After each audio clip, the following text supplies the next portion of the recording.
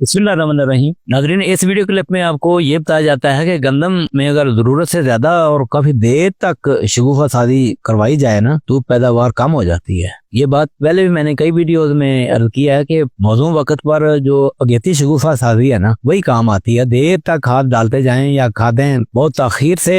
डाली जाए तो फिर इसकी शगुफ़ा सादी जो है ना ये 70-80 दिनों तक जारी रहती है। टिलरिंग गंदम की जो है ना खास तौर पर अगर फीड रेट कम डाला हुआ तो फिर तो टिलरिंग 80 दिनों तक जारी रहती है। हम जो 50 किलोग्राम बीज की जो रिकमेंडेशन देते हैं ना उसमें तो फी पौधा हमें औसतन 1.5-2 शगुफ़े जो है ना यही मिलते हैं और एक 1.5 बोरी डीएपी और इतनी यूरिया डालने से गिरे बगैर अगर पक जाती है ना तो 50 मन के राउंड अबाउट जो है ना ये पैदावार मिल जाती है और ये ओवरऑल अक्सर लोगों के लिए ये बेहतर है। अगर इतना बीज डालने के बाद 50 किलो बीज डालने के बाद 2 डीएपी 2 यूरिया वाला फार्मूला इस्तेमाल कर दे तो या कोई और भी चीजें लोग और ये वो इजा बयान स्प्रे ये करे ना फिर नुकसान में खड़ी रहकर पक नहीं सकती। वरना लोग तो कहेंगे हम 3 डीएपी 3 यूरिया डालते हैं और 100 मन लेने का इरादा है तो नहीं, 50 किलो में ये मामला 100% ये गिरेगी। अब इस वीडियो की जो डिसेसिव स्टेटमेंट है, जो फैसला कौन बात है, वो ये है कि जो नवंबर काश्ता गंदम है इसमें उगाव के बाद 20 दिन से लेकर 50 दिन के दौरान भरपूर खुराक देकर इसकी प्रॉपर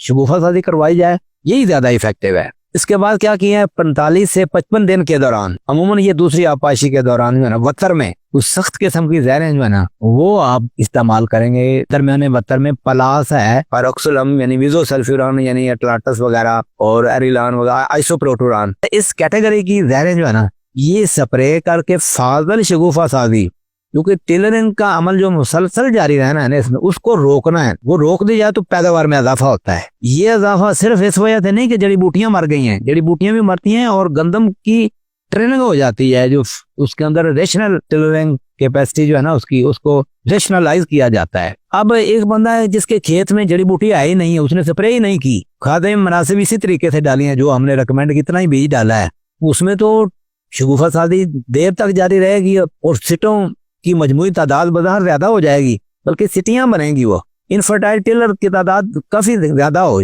खड़ी रहकर भी पक जाए तो भी इसकी पैदावार जो है ना स्प्रे शुदा खेतों के मुकाबले में कम आती है। अब देखें, मैंने खुद इसके ऊपर ट्रायल किया हुआ, इसका डेटा मैंने अपनी किताब में दिया हुआ है कि जिसमें बिल्कुल साफ पता चलता है कि नंबर ऑफ टिलर जो है ना, जो टोटल टिलर जो मिलते हैं सिट्टे और छोटे सिट्टे बड़े सिट्टे, वो तो अगर स्प्रे नहीं ना करते, गोडी करते हैं या जड़ी बूटियां मौजूद ही नहीं है तो उसकी पैदावार कम आती है। जिसमें स्प्रे करते हैं उसमें सान सिट्टे मोटे सिट्टे जो है ना सिर्फ वही बचते हैं और उनकी परफॉर्मेंस जो है ना ये गैर स्प्रे शुदा खेतों के मुकाबले में ज्यादा होती है। तो बात समझ गए होंगे कि हमें सिर्फ